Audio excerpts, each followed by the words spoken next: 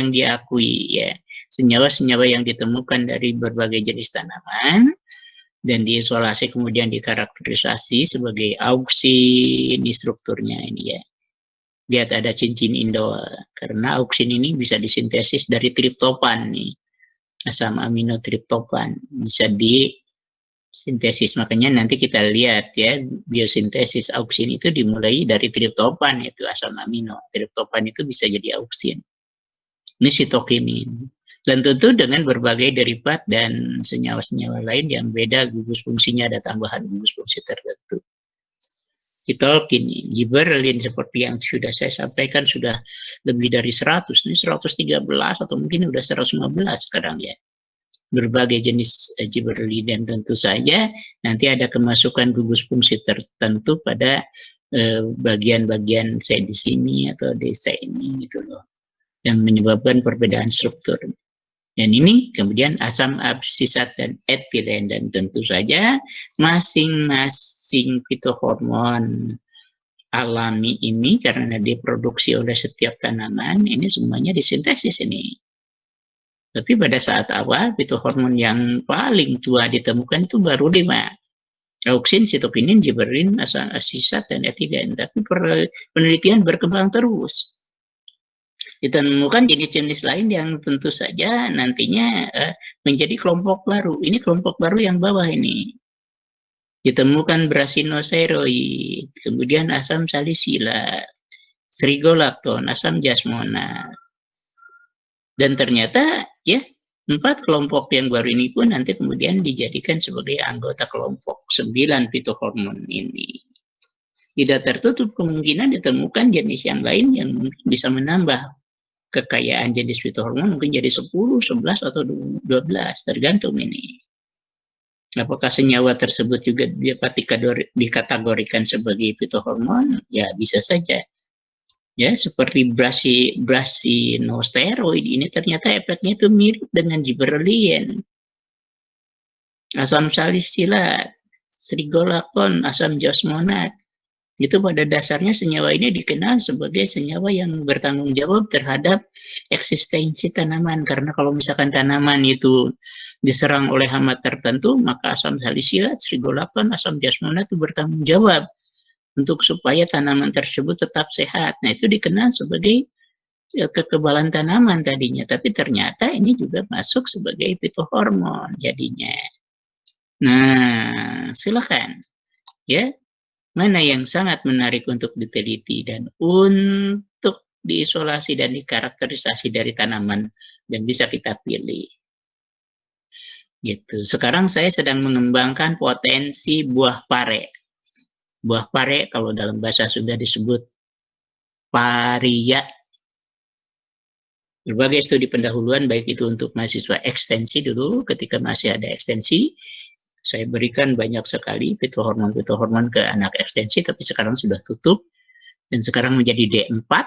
Dimulai lagi tahun ini kita terima D4, mudah-mudahan nanti ada mahasiswanya yang mau sampai ke aplikasi fitohormon terhadap tanaman tertentu. Ini sangat menarik. Ya, karena saya belum menyentuh brasinosteroid, asam salisilat, strigolacton, asam jasmonat, saya belum sentuh ini.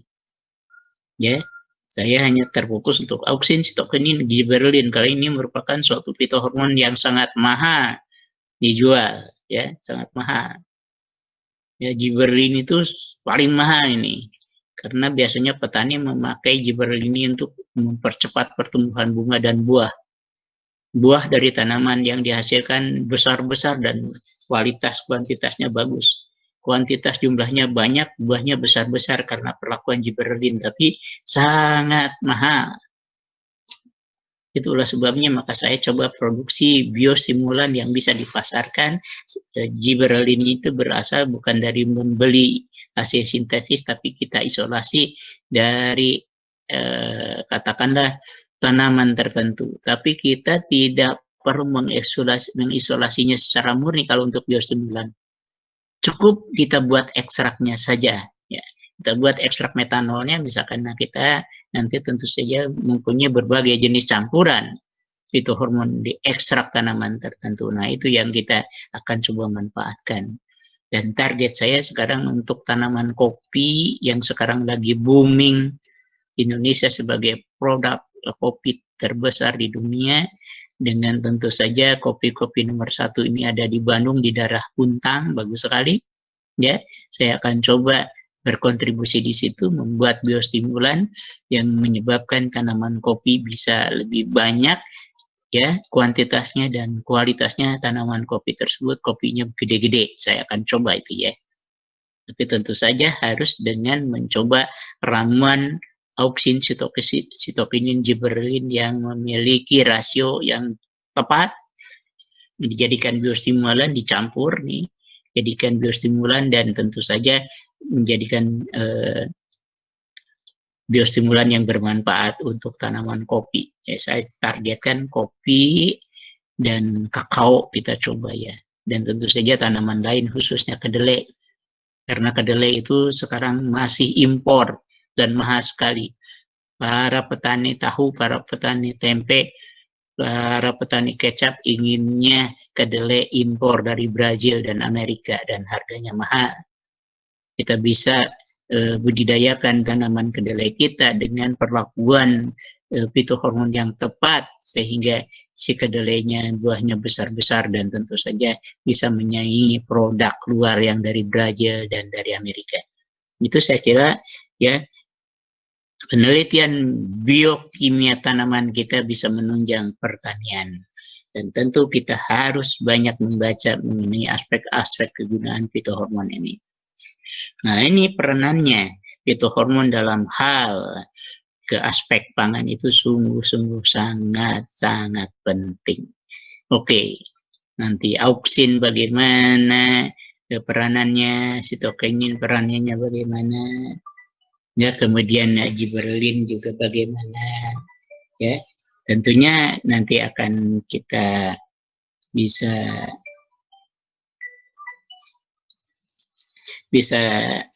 lihat, ya, di paparan berikutnya, ya. Jadi dengan demikian, maka tentu saja ini, karena ini memerlukan satu sesi tersendiri kuliah fitohormon ini.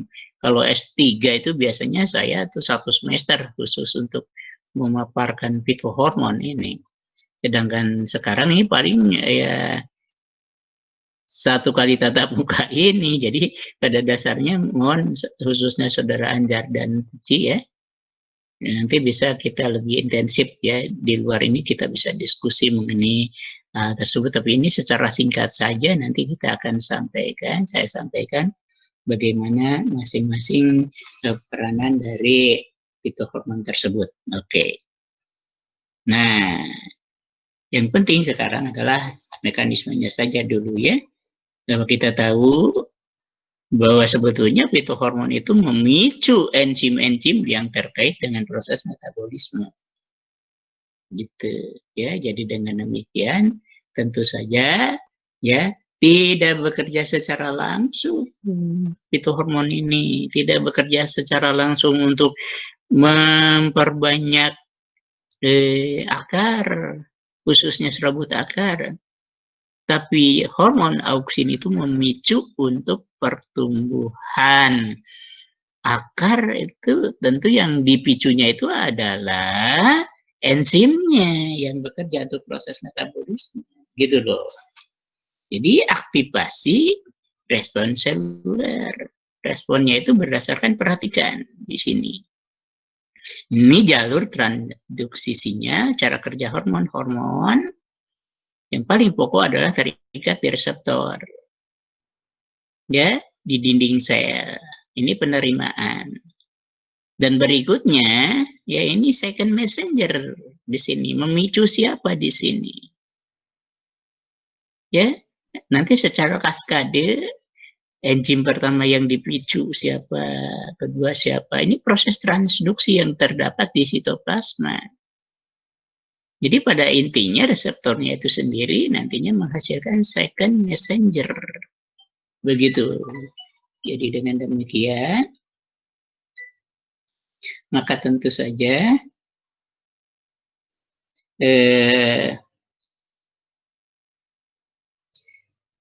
sangat penting memperhatikan bagaimana respon seluler yang dihasilkan dari adanya hormon atau fitohormon yang terikat di reseptor yang menghasilkan second messenger, sehingga enzim-enzim apa saja nanti yang terpicu, yang aktif, yang tentu berkaitan dengan diferensiasi akar, diferensiasi batang, proses pemanjangan batang, proses tumbuhnya daun, munculnya tunas samping, munculnya bunga, munculnya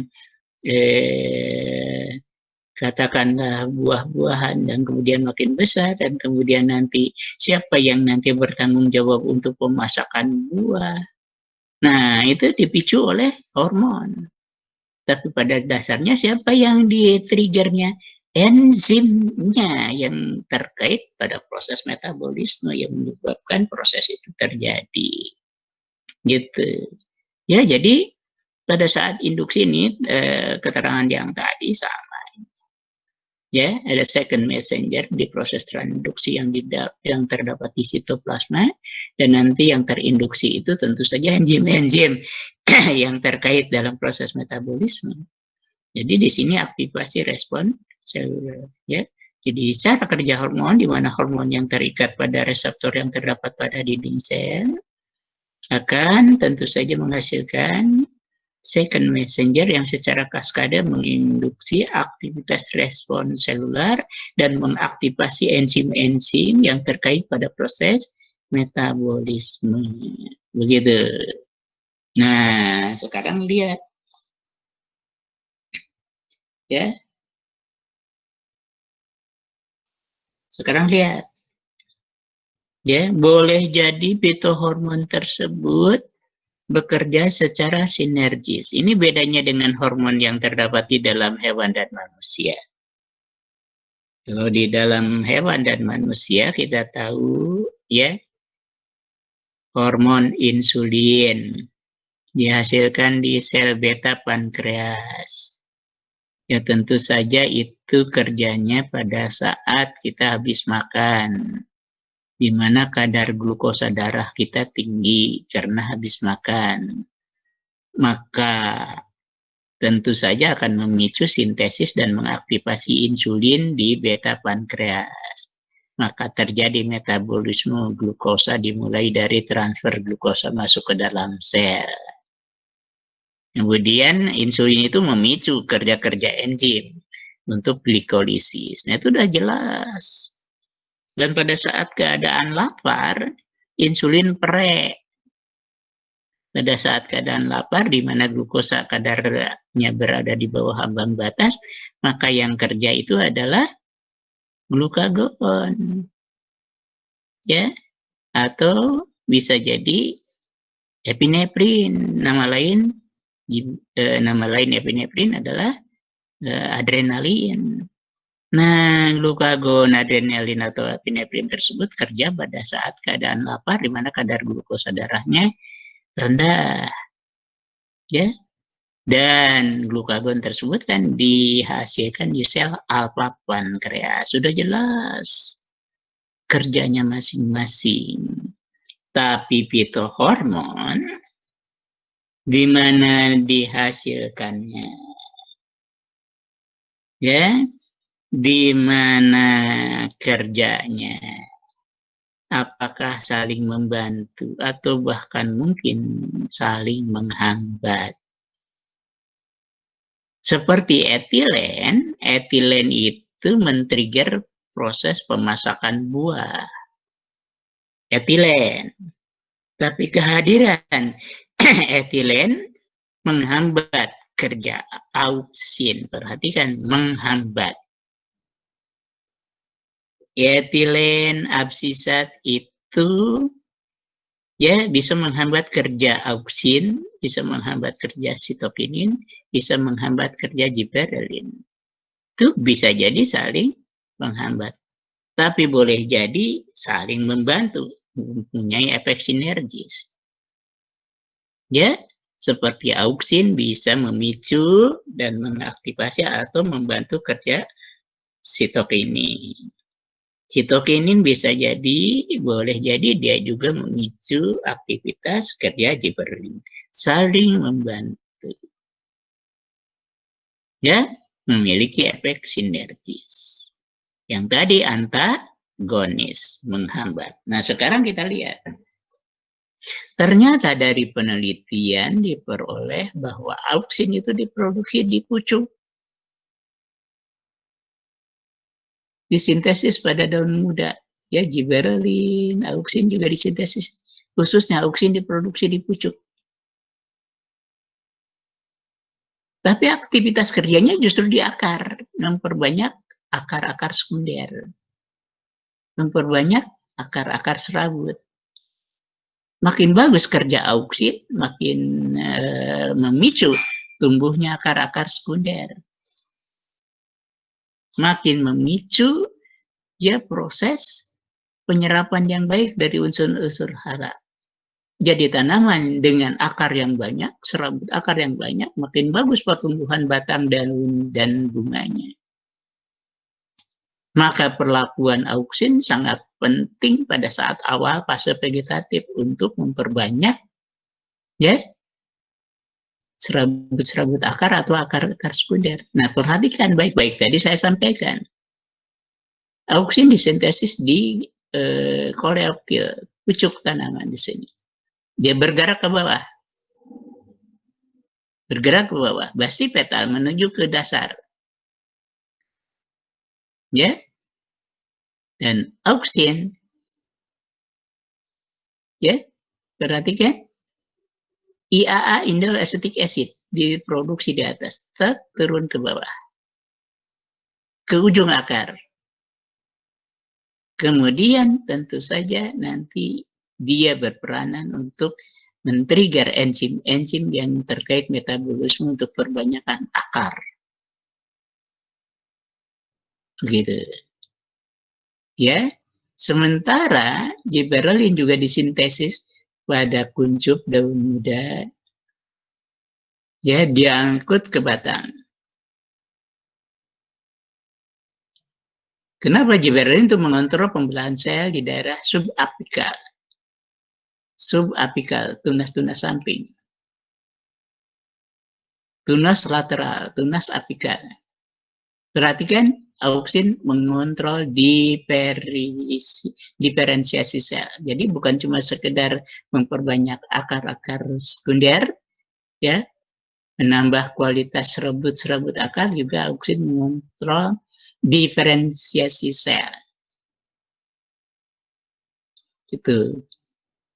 Sementara, perhatikan perbedaannya. Sitokinin justru diproduksi di akar dan diangkut ke daun dari akar. Perhatikan, sitokinin ya gerakannya dari bawah ke atas. Auksin diproduksi di atas, di pucuk, diangkut ke bawah. IAA itu auksin, indole acetic acid, contoh auksin.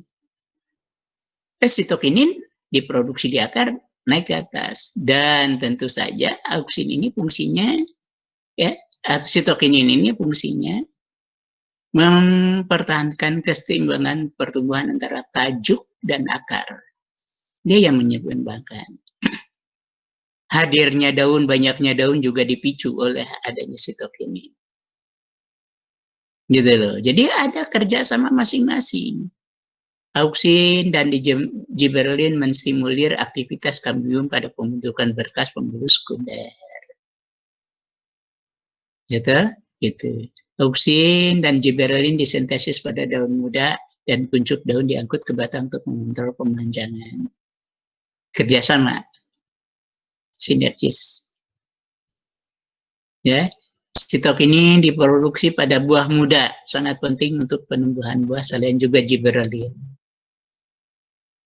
Ya, jadi pada dasarnya gibberellin yang merangsang untuk pembentukan bunga dan buah, tapi dibantu juga oleh sitokinin. Sementara asam absisat dihasilkan di daun. Dia yang berperanan sebagai pernapasan tanaman itu kan ada di daun, ada stomata. stomatanya membuka, menutup, membuka, menutup, itu diatur oleh kehadiran ya aba. Dan tentu saja aba sangat penting.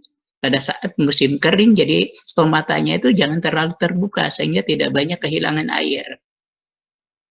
Ya, mengurangi kehilangan air dari tumbuhan pada saat kekeringan itu aba yang berperan. Karena dia bisa mengatur bagaimana proses pembukaan stomata dan penutupan stomata. Gitu ya. Etilen dan aba ini pada dasarnya etilen itu diproduksi nanti pada saat sudah muncul buah. Kenapa? Karena etilen bertanggung jawab untuk pematangan buah. Dan etilen dan aba yang diproduksi pada daun tua ya merangsang pembentukan daerah absisi. Absisi itu abscission, gugurnya daun. Jadi tidak sembarangan daun yang sudah tua jatuh karena kena angin, karena nih ikatan antara daun tua dengan pohonnya itu sudah sangat lemah, itu karena ada asam absisat. Kenapa disebut asam absisat atau abscisic acid? Karena sehubungan dengan abscission, gugurnya daun, gugurnya bunga, karena asam absisat. Nah, proses pengaturan ini tentu saja dipicu oleh kerjasama hormon atau ada saling hambat, itu juga sangat penting gitu. Gitu. Pada saat IAA sudah diproduksi, makin banyak IAA diproduksi akan memicu munculnya etilen. Perhatikan. Etilen disintesis dipicu oleh kehadiran IAA yang meningkat. Tapi kapan? Tentu saja nanti pada saat si buah sudah muncul. Karena kalau etilen muncul pada saat awal, itu buah belum ada, maka yang jadi di warnanya berubah itu jadi daun. Daunnya mudah cepat jadi mengering, menjadi layu. Karena etilen jangan sampai hadir di sejak awal pertumbuhan, jangan sampai etilen hadir. Karena etilen memicu proses pematangan buah. Pada saat etilen muncul di awal fase vegetatif, buah belum ada, yang dimatangkan daun-daunnya berguguran. Itu kehadiran etilen. Dan etilen ini tidak ujug-ujug muncul karena IAA atau indol acetic acid atau auksin terlalu tinggi akan memicu hadirnya disintesisnya etilen. Nah, kita lihat ya, itu gambaran singkat mengenai apa yang terjadi di dalam tumbuhan. Dan sekali lagi, hormon-hormon tersebut ya diproduksi oleh tumbuhan norma karena memang hormon tersebut diperlukan untuk pertumbuhan normal. Sekali lagi, untuk pertumbuhan normal. Kita yang menanam, petani yang menanam tumbuhan itu selalu menginginkan si tanaman itu tumbuh abnormal. Kan begitu? Tanaman cabai biasanya normalnya 5 atau 6 cabai saja per pohon, normalnya misalkan. Karena kemampuan fitohormon yang ada di dalam tubuh tanaman cabai tersebut hanya maksimal bisa memproduksi 6 cabai saja, buah cabai. Tapi petani tidak puas, ingin abnormal. Maka ditambahlah pupuk dan ditambahlah fitohormon dalam bentuk ya campuran dengan pupuk atau biostimulan dengan kadar gibberellin tertentu. Jangan sampai terlalu banyak melebihi ambang batas, karena kelebihan fitohormon yang diberikan pun justru bukan memicu tapi menghambat. Petani menambahkan biostimulan ke dalam campuran pupuknya, gibberellinnya diperbanyak. Maka tanaman cabainya yang biasanya 6 tumbuhlah menjadi 10 dan 15 cabai per pohon. Itu abnormal kan? Karena ditambahkan fitohormon eksogen. Fitohormon eksogennya ditambahkan dari luar, sementara yang diproduksi gibberellinnya itu terbatas. Hanya bisa memicu untuk pertumbuhan 6 biji atau 6 buah cabai saja, gitu loh. Maka diperlukan gibberellin tambahan yaitu gibberellin yang diberikan dari luar yang kita sebut hormon eksogen atau gibberellin eksogen ditambahkan dari luar. Oke. Nah, perhatikan baik-baik seperti apa yang tadi saya sampaikan. Bahwa tidak semata-mata penambahan fitohormon eksogen itu bisa memicu bagian-bagian tertentu dari tanaman tertentu. Karena kalau melebihi ambang batas justru akan terhambat. Ini bukti penelitian berbagai konsentrasi hormon auksin dalam bentuk senyawa indol acetic acid. Perhatikan. Dengan konsentrasi yang kecil saja maksimalnya 10 pangkat minus 8 gram per liter. Ini sangat kecil sekali. Ya, 0,000-nya ada 8 ini. Kecil sekali, gram per liter. Ya, jadi dalam bentuk pikogram ini. Ya, nanogram lah, oke ya. Dalam bentuk nanogram, 0,1 nanogram ini. 1 nano itu 10 pangkat minus 9 kan, jadi 0,1 nanogram. Maaf, bukan 0,1, 10 ya, 10 nanogram ini. 10 pangkat minus 8 gram per liter itu kan berarti 10 nanogram. Cukup untuk memicu akar, pertumbuhan akar. Tapi pada saat sudah melebihi sekitar 10 pangkat minus 6 gram, atau katakanlah berapa, 100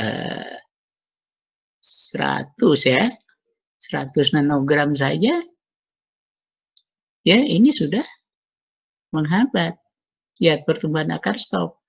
Tapi tunas utamanya meningkat pada saat konsentrasi ini. Dan pada saat konsentrasi auksin dan lebih tinggi, pertumbuhan akar terhambat, pertumbuhan tunas terhambat, muncullah batang. Justru pertumbuhan batang memerlukan kadar auksin yang lebih tinggi.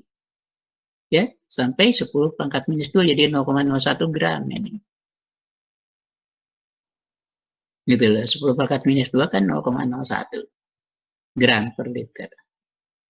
Cukup untuk pertumbuhan batang. Cukup untuk pertumbuhan tunas. Cukup untuk pertumbuhan akar. Kesimpulannya apa? Maka konsentrasi fitohormon yang terdapat di dalam tanaman sangat berpengaruh terhadap bagian organ tumbuhan itu. Itu kesimpulannya. Maka hati-hati.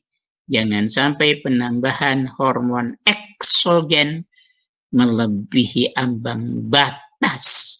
Sehingga yang kita inginkan memicu pertumbuhan justru akan menghambat pertumbuhan. Itu kesimpulan dari penelitian yang disampaikan dalam bentuk kurva ini. Ya, nah sekarang kita lihat. Ya, ini yang terjadi, mekanisme yang terjadi. Kenapa sel auksin bisa mempengaruhi pemanjangan sel? Lihat pada dasarnya enzim yang di-triggernya itu. Ya, kita tahu, tadi saya sudah sampaikan, auksin itu masuk dan diikat di reseptor. Nah, kemudian tentu saja apa yang terjadi di dinding sel, enzim diaktifasi oleh hormon auksin tersebut. Ini contoh nih, di dalam dinding sel itu ada selulosa dengan rantainya. Maka pasti yang diaktifasi itu selulase kan, cut, ya, ikatan selulosanya, maka akan terjadi pelonggaran. Terjadi pelonggaran karena aktivitas enzim selulase di sini. Ya, selulosa melonggar, sel memanjang, air masuk, maka batang makin besar. Ini proses diferensiasi atau katakanlah pelonggaran dinding sel. Pemanjangan sel. Ya, pemanjangan sel. Air masuk karena terjadi pelonggaran ikatan antar selulosa itu tentu saja enzimnya nanti yang mengangkat, ya pasti selulase. Begitu, jadi kira-kira. Nah sekarang kita singkat saja ya. Dan mudah-mudahan ini Nanti kita lanjutkan minggu depan. Ini sebetulnya ini satu kuliah, tapi sekarang karena 2 kuliah saya habiskan ya sekarang saja ya. Jadi Anda sudah mulai boleh mengisi absen yang kedua, ya sudah boleh mengisi absen yang kedua. Perhatikan baik-baik. Lihat absen. Ini struktur indol acetic acid ya. Indol acetic acid, IAA yang kita kenal ya. Nanti macam-macamnya akan saya sampaikan satu persatu. Ya, pengaruhnya kemana? Pengembangan sel, fototropisme, geotropisme, dominansi apikal, perpanjangan akar, pertumbuhan batang, partenokarpi, absisi. Nah, dia di sini ada proses yang tentu saja dibantu juga oleh hormon yang lain. Absisi itu kan tadi saya sudah sampaikan, abscission, absisat yang berperanan, tapi ini juga membantu. Partenokarpi, apa partenokarpi? Pematangan buah ya, yang muncul buahnya itu ya pertumbuhan buah tanpa biji. Ternyata perlakuan atas penyemprotan bunga yang sedang berkembang menjadi buah, nanti bakal buah itu kan dari bunga, ya bakal buah dari bunga yang disemprot dengan auksin. Dan tentu saja yang paling dominan partenokarpi itu adalah gibberellin, tapi dibantu oleh auksin. Partenokarpi itu adalah buah tanpa biji. Maka jangan heran sekarang banyak sekali buah-buah yang kalau kita buka bijinya nggak ada. Anggur tanpa biji. Anda sudah bisa beli di mall-mall. Yang lebih sering kita lihat juga yaitu buah durian saja ya sekarang memang masih ada bijinya tapi kecil sekali. Itu si montong itu, durian tuh ya, kulitnya sangat tebal dan bijinya sangat kecil sekali. Memang tidak bisa hilang sama sekali. Dan sampai sekarang untuk menghilangkan biji kedondong itu masih sangat sulit ya. Tapi semangka, anggur itu sudah berhasil itu. Para ahli-ahli biokimia tanaman, terutama yang di Thailand itu sudah bisa menghasilkan berbagai macam buah yang bebas biji. Ya memang untuk pertumbuhan generatif nantinya untuk mendapatkan tanaman baru dari biji sangat sulit di situ. Jadi mungkin tanaman-tanaman yang dikembangbiakan bukan dari biji lagi karena sudah kehilangan biji, semangka tanpa biji, anggur tanpa biji. Itu akibat perlakuan fitohormon auksin dan gibberellin di situ. Biasanya gibberellin dan sitokinin disemprotkan pada bunga-bunga yang sedang mekar, sehingga dengan demikian nanti tumbuh muncul bakal buahnya itu tidak akan menghasilkan biji. Itu yang disebut partenokarpi. Pertumbuhan batang, perpanjangan akar, dominansi apikal. Perhatikan baik-baik apa yang disebut dominansi apikal. Ya, dominansi apikal itu adalah kalau auksin ada, itu akan menghambat pertumbuhan tunas samping. Ya, tunas samping dipicu oleh sitokinin. Jadi munculnya cabang-cabang, munculnya tunas-tunas samping yang nantinya bakal jadi cabang itu dipicu oleh sitokinin. Tapi kehadiran auksin mencegah munculnya tunas samping. Perhatikan. Itulah sebabnya maka ada percobaan yang mencoba memotong pucuk dari tanaman. Saya tadi sudah sampaikan, auksin berada di pucuk tanaman, disintesis di pucuk tanaman. Pucuk tanaman itu tunas lateral, tunas utamanya dipotong, klik, potong, maka akan memicu tunas samping.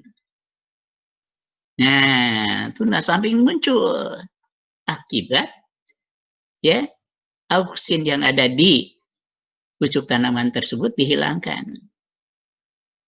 Dan ini menjadi sumber pengetahuan bagi petani dan sudah diketahui oleh nenek moyang kita. Kalau tanaman ingin rimbun, maka potonglah pucuknya. muncul tunas-tunas samping. Makin banyak tunas samping, makin banyak daun yang muncul. Karena langsung sitokinin itu bekerja ekstra keras untuk memunculkan tunas samping akibat kekurangan auksin. Gitu ya. Jadi kalau auksin ada, dominansi apikal itu dominan. Jadi tidak memunculkan tunas samping, mencegah munculnya tunas. Geotropisme berdasarkan berat ya, berdasarkan geotropisme, gaya berat bumi ya, gravitasi bumi. Gitu. Jadi bagaimanapun juga nanti ya si tanaman itu misal tanaman di pot dibaringkan, ya dia akan tumbuh tegak tetap ke atas, nanti akan berbelok dia. Coba sekarang tanaman yang tidak sengaja di pot itu jatuh dan dibiarkan tidak diberdirikan, nanti si tanaman tersebut tidak akan sejajar dengan tanah, tidak akan berbelok, akan menuju ke atas gitu. Karena gaya gravitasi atas bawah gitu. Nah gitu. Ya, kemudian fototropisme, apa fototropisme? Kalau kita simpan tanaman di dalam rumah, di mana muncul cahaya dari jendela, dia akan mengarah ke situ. Itu akibat adanya auksin itu. Jadi akan mengarah ke datangnya cahaya. Jadi tanaman dia akan berbelok ke arah datangnya cahaya. Kalau misalkan cahayanya datang dari timur saja, maka dia akan berbelok ke arah timur. Itulah sebabnya maka Anda punya tanaman pot harus diputar-putar itu. Supaya tegak terus. Karena pada saat matahari datang dari timur, dia akan mengarah ke situ. Dan kita akan bisa melihat tanaman akan berbelok ke arah tertentu dari mana datangnya cahaya. Itu fototropisme. Pengembangan sel tadi saya sudah sampaikan di atas. Nah ini efek fototropisme, lihat nih gambar 7 ini. Ya tanaman akan mengarah ke arah datangnya cahaya, dia berbelok. Dia menuju ke datangnya cahaya, itu disebut efek fototropisme. Oke, nanti sebetulnya memang ini fitohormon itu kalau dibahas sangat rinci, ini kan hanya review saja ya. Kalau misalkan Anda nanti terutama sekali, saya harapkan dari Saudara Anjar dan Vici, silakan Anda nanti presentasinya mengenai fitohormon. Silakan mau apa, mau hormon apa dari tanaman apa, maka silakan berdasarkan penelitian-penelitian terdahulu yang sudah dikerjakan orang. Nah, singkat saja sekarang saya mulai ke berikutnya, sitokinin. Seperti yang tadi saya sampaikan, sitokinin justru diproduksi di ujung akar, berlawanan dengan auksin. Auksin justru di ujung tunas. Ya, tunas apikal di atas. Ya. Sedangkan di tunas meristem apikalnya juga sedikit diproduksi sitokinin. Biji yang belum dewasa juga itu mengandung sitokinin. Ini berdasarkan penelitian Salisbury dan Ross. Tapi nanti tentu saja akan dia pergi ke daerah sasarannya. Karena perpanjangan batang, ya pertumbuhan tunas samping itu sitokinin. Munculnya banyak daun itu sitokinin. Ya, diferensiasi akar. Perhatikan memperbanyak akar tadi auksin, tapi diferensiasi akarnya itu sitokinin. Jadi ada kerjasama yang apik dari sitokinin dan auksin. Merangsang pembelahan dan pertumbuhan sel. Perhatikan nanti perpanjangan sel auksin. Pembelahan dan pertumbuhannya juga itu dibantu juga oleh sitokinin. Jadi kerjasama yang apik di sini, efek sinergis. Merangsang perkecambahan. Nah, sitokinin juga dalam hal nanti membuat suatu perkecambahan yang cepat itu bisa disemprot dengan sitokinin. Ya, selain gibberellin juga merangsang perkecambahan. Jadi munculnya tunas dari biji itu dirangsang oleh gibberellin, tapi juga sitokinin juga bisa membantu. Itulah sebabnya kalau misalkan kita mau memproduksi kecambah atau toge dari biji kacang hijau, bisa lebih cepat keluar tunasnya itu menjadi toge atau menjadi kecambahnya kalau kita semprot dengan sitokinin atau gibberellin, akan sangat-sangat cepat. menunda penuaan. Nah, ini sangat penting diaplikasikan oleh ahli biokimia tanaman. Ya, jadi kalau misalkan kita menginginkan suatu tanaman tidak terlalu cepat, tidak cepat layu, misalkan Anda memotong bunga kan, ingin dimasukkan ke jambangan bunga untuk hiasan di kamar tamu Anda. Jangan cepat layu misalkan. Itu biasanya disemprot, bisa disemprot dengan sitokin, akan awet, tidak cepat layu. Dan begitu juga ya tanaman-tanaman yang disemprot dengan sitokinin tentu saja akan hijau, ya tidak cepat mengering, tidak cepat layu. Itulah sebabnya sangat penting ini untuk tanaman-tanaman Anda yang di rumah di pot, ya sampai sejauh mana tanaman itu subur atau tidaknya tergantung perlakuan fitohormon. Merangsang pertumbuhan tunas lateral, ya tunas lateral, jadi tunas samping. Jadi sekali lagi tadi dominansi apika itu tunas utama. Itu dominansinya kalau misalkan tunas utamanya tumbuh baik di pucuknya itu muncul auksin, itu dominansi apikal akan mencegah munculnya tunas lateral, tunas samping. Sementara tunas samping itu dipicu oleh sitokin ini. Potong pucuk apikalnya sehingga auksinnya tidak diproduksi di pucuk tanaman tersebut, akan memicu munculnya cabang-cabang atau tunas-tunas samping itu yang tadi saya sudah sampaikan. Nah, dan tidak kalah pentingnya sitokinin juga bisa digunakan sebagai penangkal akibat adanya radikal bebas yang mungkin akan menyebabkan stres lingkungan. Ya, stres pada tanaman itu bisa dicegah dengan perlakuan sitokin ini. Ya, ini sangat menarik sekali. Tanaman yang kekeringan, stres, siapa yang membantu agar tanaman tetap eksis? Ada fitohormon tertentu. Datanglah kumbang, datanglah ulat, memakan daun-daun. Datanglah kupu-kupu, ya bertelur di situ. Muncul ulat, habis daun-daun muda dimakan oleh ulat. Itu tidak diam saja, tanaman tidak diam saja, dia melakukan perlawanan. Maka disintesis fitohormon tertentu agar daunnya itu tidak habis oleh si ulat. Di ulat pun jadi kapok untuk memakan daun. Akibat adanya fitohormon yang tentu saja menjadi zat asing dan tentu si rasa daunnya itu jadi asing dan jadi kurang enak gitu. Nah ini nanti bisa sangat menarik sekali sebetulnya ya.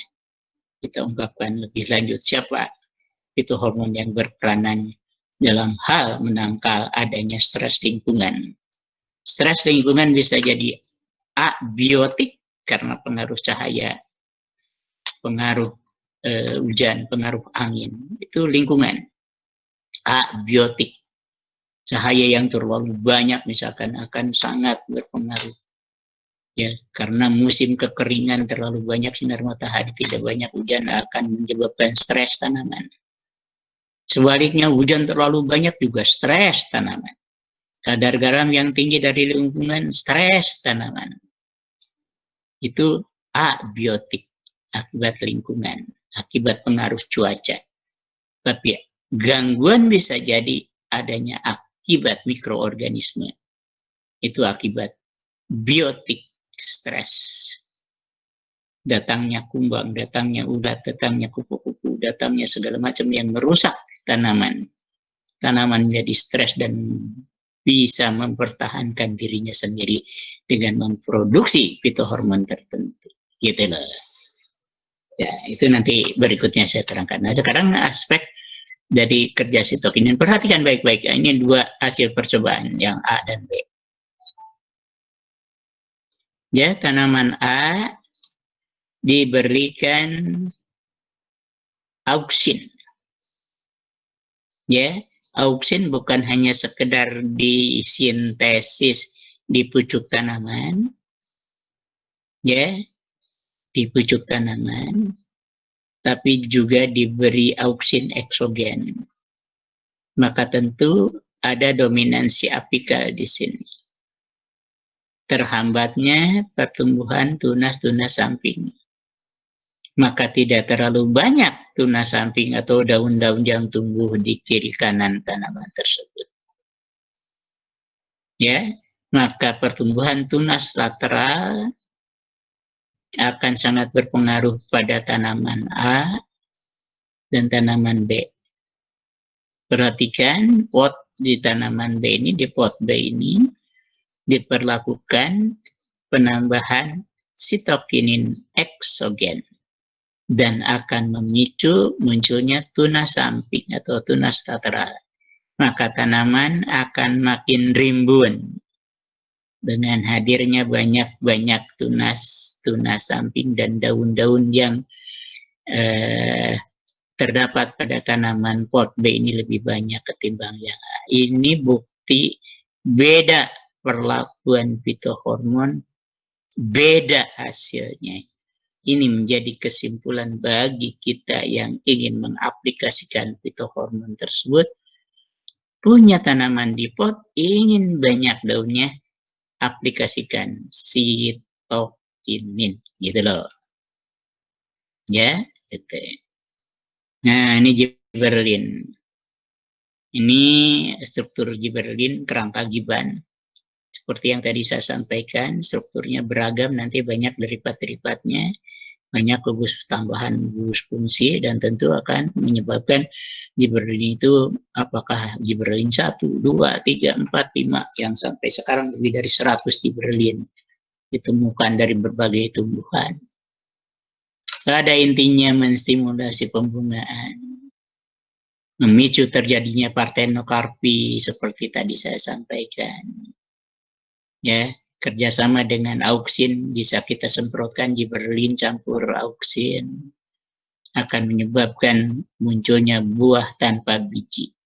Dan tentu saja di sini bukan cuma sekedar buahnya partenokarpi, buahnya tanpa biji, tapi juga memperbesar ukuran buah. Memicu pemanjangan sel, lihat, ini sinergisitas dengan sitokinin. Menunda penuaan daun dan buah ini juga sinergisitas dengan sitokinin. Jadi kan sitokinin mencegah penuaan. Ya, mencegah penuaan. Di sini juga mencegah penuaan. Jadi ada efek sinergis, jadi ada kerjasama yang mungkin efeknya sama antara dua fitohormon yang berbeda di struktur. Ini perhatikan. Sengaja saya tayangkan di sini efek penggunaan gibberellin eksogen. Ini tanaman yang A, ya, lihat buah anggurnya tumbuh normal. Karena gibberellin yang memicu pertumbuhan bunga dan buah anggur ini normal-normal saja diproduksi secara alami, secara endogen oleh tumbuhan tersebut, menghasilkan buah anggur yang normal seperti ini. Tapi yang B diberikan fitohormon gibberellin eksogen, dan lihat pengaruhnya. Anggur ini boleh jadi di dalamnya sudah tanpa biji, partenokarpi, dan lihat ukuran buahnya lebih besar. Maka dari penelitian ini bisa ditarik kesimpulan dan menjadi acuan bagi para petani anggur. Tahu, kalau saya menginginkan buah anggur dengan kualitas dan kuantitas yang bagus, harus diberi perlakuan gibberellin eksogen. Ya, selain gibberellin yang terdapat di dalam tumbuhan itu sendiri, dibantu dengan penambahan dari luar dalam bentuk biostimulan atau fitohormon yang dijadikan pupuk tanaman tersebut. Maka kita memperoleh dua hasil yang berbeda. Gitu. Ini menariknya perlakuan fitohormon, ya. dan menarik untuk penelitian berikutnya. Ya, dan ini perbedaan yang nyata, bukan cuma sekedar pengaruhnya terhadap bunga, ya, juga bukan cuma sekedar terhadap buah. Lihat pertumbuhan tanaman. Ini apa nih? Tanaman apa nih? Kubis. Kubis normal kan begini. Ya seperti kol itu ya. Iya, ini normalnya. Tapi diberikan gibberellin, pengaruh fisiologisnya sungguh sangat berbeda nyata. Kubisnya itu kok menjadi tinggi batangnya sehingga si bapak ini harus naik karena di atasnya juga muncul bunga. Aneh, bin ajaib, tapi ini kenyataan. Ya, perlakuan gibberellin terhadap tanaman normal seperti ini menjadi abnormal. Tumbuhnya tinggi, kemudian muncul bunga. Ya, menstimulasi pembungaan tanaman. Ini sejenis kubis ini tanamannya.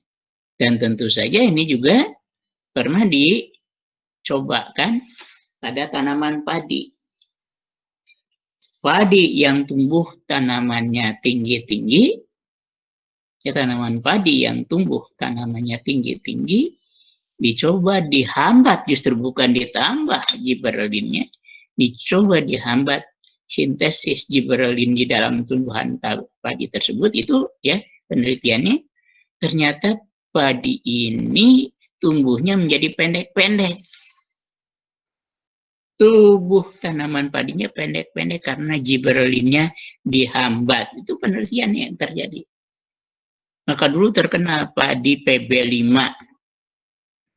Ya, tumbuhnya pendek-pendek, nggak terlalu tinggi, itu nggak terlalu panjang, jadi tidak mudah rebah. Gitu. Ya, tidak mudah rebah. Tapi tentu saja kurang menguntungkan karena perlakuan gibberellin yang dihambat. Padinya pendek-pendek, tapi produksi biji padinya itu jadi sedikit. Itu. Nah, ini jadi berbagai kesimpulan dari hasil-hasil penelitian terdahulu bisa menjadikan sumber penelitian berikutnya untuk mencoba berbagai perlakuan dari fitohormon terhadap tanaman tertentu. Ini lihat. Ya, tanaman yang normal, tanaman yang abnormal karena diberikan gibberellin eksogen. Dan ini pun yang normal ini pun bisa lebih abnormal lagi. Hambat proses sintesis gibberellin, hambat enzim yang bekerja di tanaman tersebut untuk memproduksi atau mensintesis gibberellin, maka akan jadilah tanaman yang kontak. Gitu loh. Ya, jadi tidak normal lagi, justru lebih abnormal. Pertumbuhannya tidak normal, jadi lebih kontak. Itulah sebabnya sekarang banyak ya untuk pecinta-pecinta tumbuhan mini, pohon-pohon yang besar bisa ditanam di pot dan tentu saja menjadi tanaman yang kontak mini gitu loh ya, dengan cara menghambat proses sintesisnya gibberellin di dalam tubuh tanaman hingga tanaman tumbuh tidak normal, bukan tinggi menyelengceng kayak gini, ini mah ditambahkan gibberellin, tapi tanaman yang kontak ini katakanlah seperti ini ya, katakanlah kalau ini yang normal, ini yang dihambat pertumbuhan gibberellinnya, jadi tidak ada sama sekali, jadi akan lebih kecil dari pertumbuhan normalnya gitu. Sekarang ini etilen menghambat pemanjangan batang maupun akar. Perhatikan antagonis ini. Ini kalau hadir duluan di tanaman ini kurang ajar ini. Auksin yang bekerja, sitokinin yang bekerja akan dihambat oleh kehadiran dia. Itulah sebabnya jangan sampai etilen itu hadir pada saat pertumbuhan vegetatif. Karena batang atau tajuk tanaman, akar yang sedang tumbuh itu dihambat. Itulah sebabnya perlakuan nanti penambahan hormon eksogen auksin, perhatikan baik-baik. Anda menambahkan auksin pada tanaman Anda terlalu tinggi, konsentrasinya melebihi ambang batas, memicu disintesisnya etilen. Sekali lagi perhatikan baik-baik, terutama yang nanti mau penelitian fitohormon. Ya, penambahan auksin eksogen melebihi ambang batas memicu disintesisnya etilen. Ini pernah dikerjakan oleh kakak kelas Anda itu mungkin berapa 10-15 tahun ke belakang ya. Itu namanya Lepina Mandalagiri. Saya suruh coba berbagai konsentrasi auksin yang ditambahkan secara eksogen, kapan batas konsentrasinya itu sehingga pertumbuhannya terhambat. Ternyata kalau kita teliti di dalam tanaman itu sudah mulai disintesis etilen. Ya, etilen yang disintesis kehadirannya sebetulnya tidak bermakna, tidak berguna karena belum ada buah. Maka terjadilah ya gugurnya daun. Daun makin lama makin perang warnanya, kering, kemudian tanaman gundul akibat perlakuan terlalu banyak ditambahkan auksin ke dalam tanaman yang masih sedang tumbuh kembang, daun yang sudah tumbuh berjatuhan. Ya, gitu.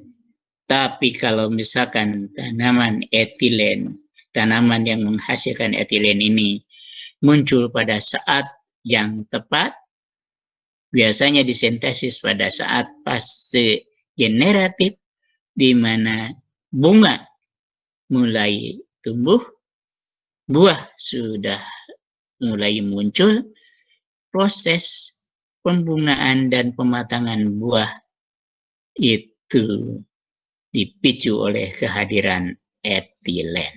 Gitu loh. Ini sebetulnya dalam bentuk gas ini. Dan biasanya ini dijadikan model, gas ini dijadikan model, dan kita kenal gas karbit. Gas karbit itu kan asetilen. Kalau ini kan etilen. Kalau gas karbit itu asetilen, tapi pada dasarnya nantinya prinsipnya sama, bisa mematangkan buah. Jadi kalau buah tomat seperti yang ini masih belum matang, kemudian diperam ditambahkan karbit, di sini dikarbit, makanya kita kena, wah itu mah buah matang dikarbit. Tidak akan manis itu. Kenapa? Karena buahnya masih mentah, kemudian dimatangkan terpaksa. Karena ditambahkan karbit, maka asetilen akan mematangkan buah.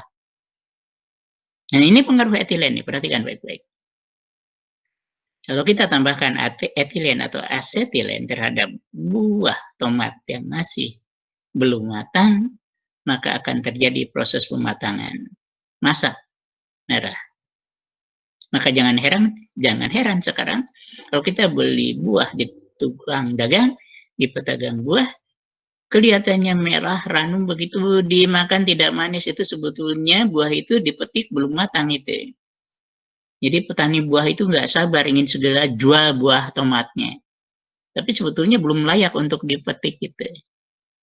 Maka dia karbit, itu diperam dengan karbit, maka muncullah warna-warna yang seakan-akan dia sudah matang secara alami. Beda buah tomat yang dipetik dari tanaman yang masih tumbuh dan masih kemudian hijau, kemudian ditambahkan gas karbit, berbeda dengan buah tomat yang matang di pohon. Akan sangat manis, akan sangat enak. Nah, itulah sebabnya pengaruh etilen di sini yang memproses pematangan buah secara alami di pohon tomat tersebut. Sama dengan pohon-pohon lain. Buah mangga yang matang dan manis bisa kita ambil karena memang matang di pohon. Gitu loh. Buah apel yang sudah matang karena memang secara alami matang di pohon, kita petik, kita makan, manis sekali. Tapi mangga yang masih mentah, dipetik masih hijau, kemudian diberi karbit, nanti matang kelihatannya, dimakan tidak begitu manis karena terpaksa pematangannya. Gitu. Nah, itulah sebabnya, maka tentu saja proses pematangan atau pemasakan buah yang dipicu oleh etilen secara alami itu dalam hal normal terbentuknya pemasakan buah ini sangat-sangat berbeda dengan buah yang dimasak atau dimatangkan di karbit istilahnya. Karena belum matang sudah dipaksa untuk matang. Itu buah karbitan, kan judulnya juga begitu biasanya. Ya, oke. Asam absisat. Ya, disintesis daun, batang, akar, dan buah yang masih muda. Jadi asam absisat juga muncul lebih meningkat konsentrasinya pada fase generatif. Dan pada dasarnya ini yang mengatur proses pernapasan tumbuhan karena buka tutup daun, stomata daun itu ya, di bernapas ya itu. Tumbuhan itu bernapas melalui mulut daun itu kita sebetulnya tuh bisa buka tutup itu di stomata daun gitu. Stomata daun itu untuk pernapasannya dia dan untuk tentu saja menyerap air. Kapan nutup, kapan buka, gitu loh. Itulah sebabnya pemupukan yang bagus itu kan pagi-pagi pada saat stomatanya terbuka. Nah, kemudian nanti sore nutup ya, malam nutup. Nah, penutupan stomata itu distimulasi oleh asam asfisat. Menghambat pertumbuhan tunas, tapi pengaruhnya tidak sebesar pada akar. Jadi tunas yang muncul itu akan dihambat oleh adanya asam absisat itu. Sebabnya maka tentu hal ini kurang begitu menguntungkan kalau asam absisatnya pada saat fase vegetatif sudah tinggi. Mempertahankan dormansi itu ya, ini sangat bagus sekali ya dormansi itu. Kita tahu buah kelapa ya yang sudah matang diambil dari pohonnya, kemudian didiamkan, itu dorman itu, hidup sebetulnya dia. Bisa bertahun-tahun itu dormannya itu buah kelapa itu. Ya, itu karena asam absisat. Tapi begitu kita simpan di tanah, disiram dengan air, muncul tunas, fitri namanya. Nah, tunas kelapa itu bisa muncul dan sudah tidak dorman lagi itu. Jadi bibit kelapa itu ya kita bisa simpan sampai bertahun-tahun. Dia seakan-akan pere liburan gitu, tidur dorman itu, tapi sebetulnya dia hidup itu. Buktinya kalau kita tanam, kemudian kita kasih siram dengan air, ya beberapa hari kemudian, beberapa minggu kemudian muncul tunas dan jadilah kitri. Kitri itu adalah tunas kelapa, ya tunas kelapa yang muncul kemudian siap untuk ditanam. Pada keadaan diam itu namanya dorman. Gitu ya, jadi tidak aktif, tapi bukan berarti mati. Menghambat sintesis protein itu ya pada dasarnya nanti untuk abscission, gugurnya bunga, gugurnya daun, terlepas dari pohonnya itu karena ada asam absisat ini strukturnya. Oke. Nah, ya, itu utamanya karena pendahuluan yang singkat ini untuk kapsel pangan nih memang tidak bisa secara menyeluruh keseluruhannya diungkapkan satu persatu karena perlu satu semester penuh 14 kali minimal tatap muka ini untuk satu materi fitohormon. Baik, ini beberapa sumber yang dicoba diberikan kepada mahasiswa, sudah ada beberapa yang ada hasilnya dan sekarang juga masih terus, terutama sekali nanti saya berikan pada Anzar dan Pici di sini. Perhatikan baik-baik ya. Ya nanti silakan mulai membuat draft proposal penelitian ya, Anjar, Ici ya. Nah, beberapa penelitian yang menyangkut isolasi dan karakterisasi fitohormon telah dilakukan. Di antaranya adalah isolasi dan identifikasi auksin dalam bentuk IAA dari Bacillus momo. Ya. Ini kacang ini yang saya sebut tadi. Ya. Yaitu boleh dari kacang kedelai atau dari ini kacang hijau nih yang kita buat menjadi toge atau kecambah. Jadi kecambah ini, kecambah Bacillus momo. Makotoni itu sejenis ya rumput laut, Rhodophyceae ya, termasuk rumput laut jenis ganggang merah. Ya, sitok ini dalam bentuk kinetin pada Cocos nucifera. Ini dari air kelapa. Transjatin dan derivatnya dari Kernel jamis itu tanaman jagung. Jadi buah jagung. Ada bagian di dalamnya itu yang disebut kernel. Ternyata aktif sekali transjatin. Jatin itu bentuk sitokinin ya. Transjatin itu bentuk sitokinin yang aktif. Bentuk cis itu kurang aktif. Ya, jamis itu jagung ya. Dan Gracilaria corona people ya, ini juga termasuk Rhodophyceae, alga, jadi tanaman rumput laut jenis Rhodophyceae, ganggang merah ya, atau alga merah lah, gitu. Serta gibberellin dalam bentuk GA3 dan GA5 dari Memordica carantia. Nah, Memordica carantia merupakan suatu material yang sekarang sedang saya intensif, ini buah pare ya. Nama spesiesnya Memordica carantia itu buah pare. Kita sebut paria, pahit sekali. Dan sangat bermanfaat, ternyata banyak zat aktif di situ.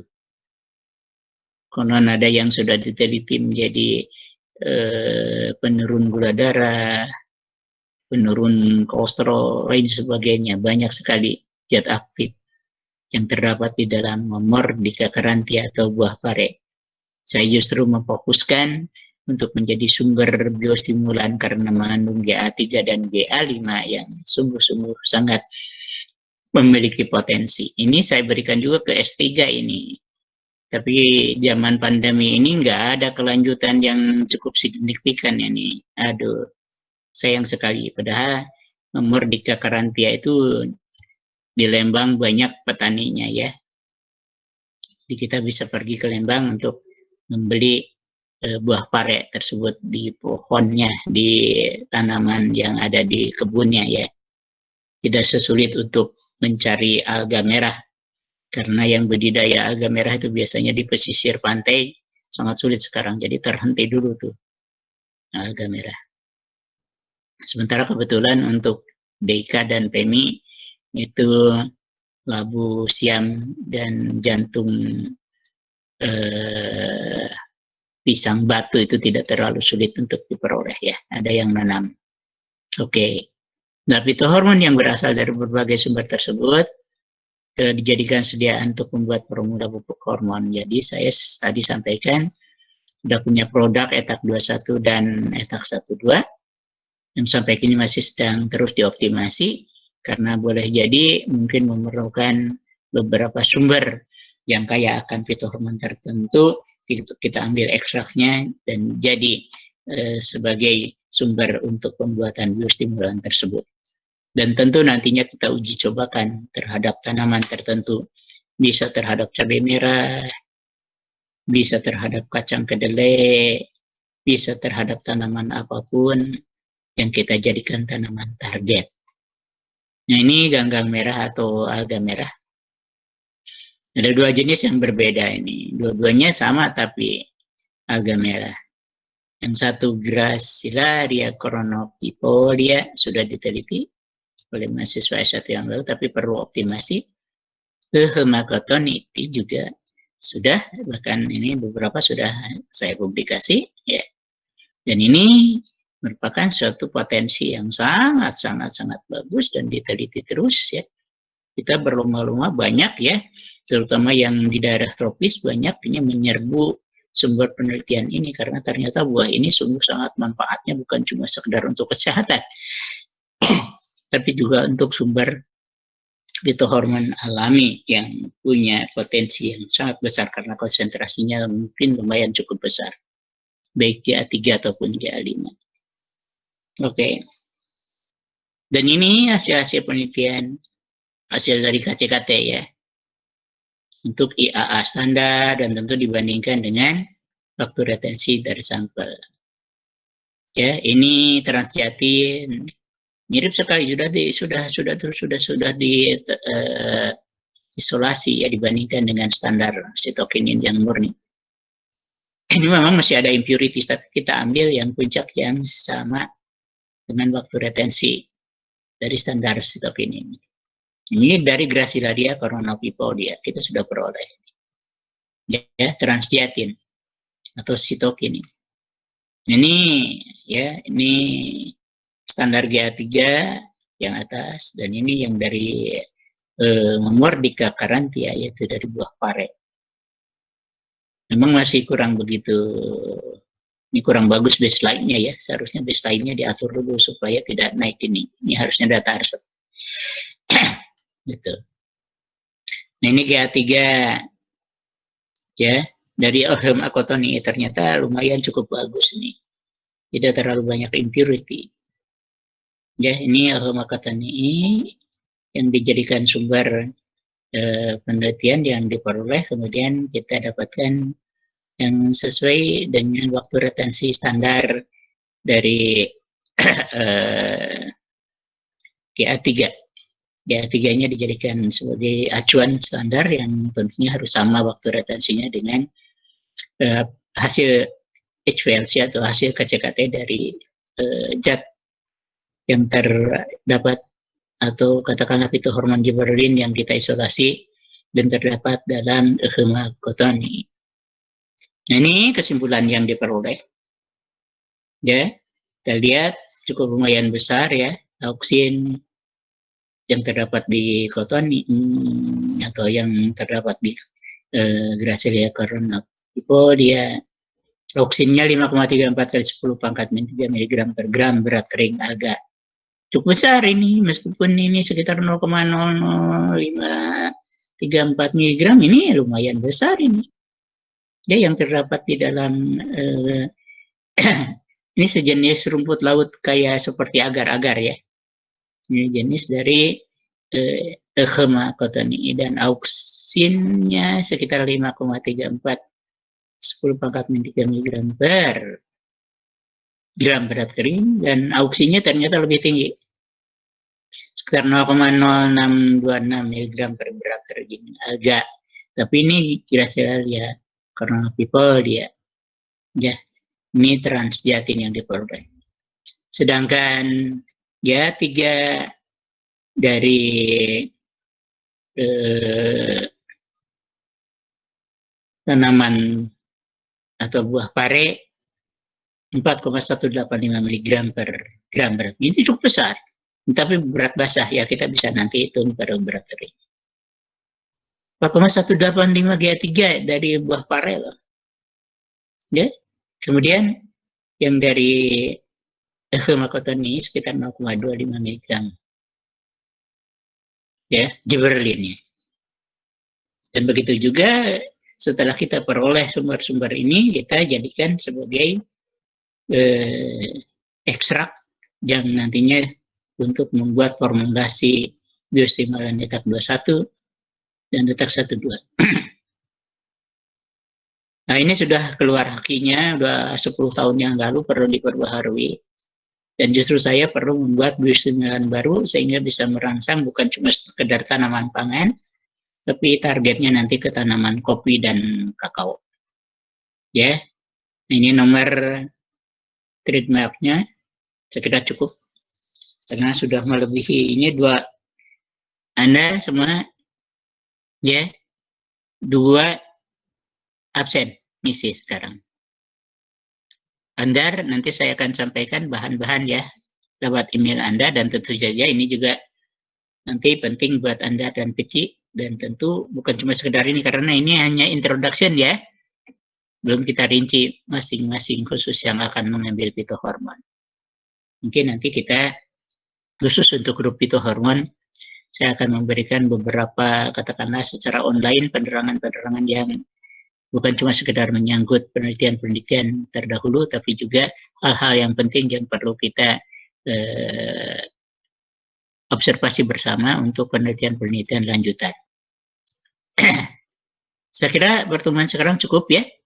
Jadi berikutnya Saudara Anjar, silakanlah ya, mulai seperti biasa 8.30, tapi tidak sampai hampir jam 11 seperti sekarang ini, karena kan ini mengisi 2 kali tatap muka ya.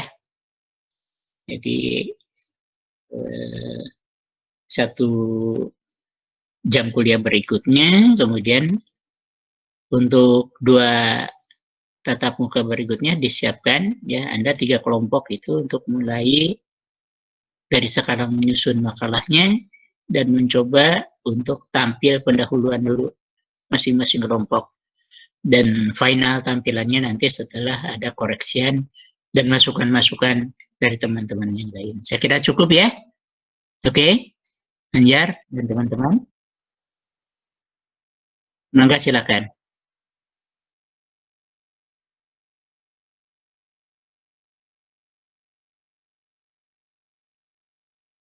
Ya, kalau misalkan nanti minggu depan sudah ada yang mau mengumpulkan, silakan. Karena kan nggak sulit ini. Masa saya 1 minggu nggak sanggup? Ya, silakan. Tapi pada prinsipnya, sebelum Anda tampil, mungkin nanti minggu ke-5 atau ke-6, semuanya harus sudah mengumpulkan itu. Karena kan saya harus periksa. Kan saya harus koreksi. Ya, Anda perbaiki, dan tentu saja penilaiannya itu dari yang sudah saya koreksi. Karena kalau penilaiannya didasarkan atas yang belum dikoreksi, baik itu tampilan presentasi atau tampilan makalah, ya jadinya akan kurang bagus nilai Anda ya. Jelas ya? Nah, karena saya menginginkan meskipun ini off the record, Anda minimalnya dapat B lah. Ya, malu atau mata kuliah pilihan dapat C tuh ya. Masa harus remed, nggak ada remed dan dah. Ini ya karena nggak ada ujian UTS UAS dari saya. Paling tidak, saya menilainya itu dari makalah yang sudah dikoreksi dan diperbaiki, presentasi tanya jawab dari sudah yang dikoreksi dan diperbaiki. Itu saja, saya kira saya mendapat nilai minimal B nggak bisa. Oke? Ada lagi yang mau bertanya? Halo? Sudah cukup kalau begitu. Terima kasih. Assalamualaikum warahmatullahi wabarakatuh. Oke, enggak.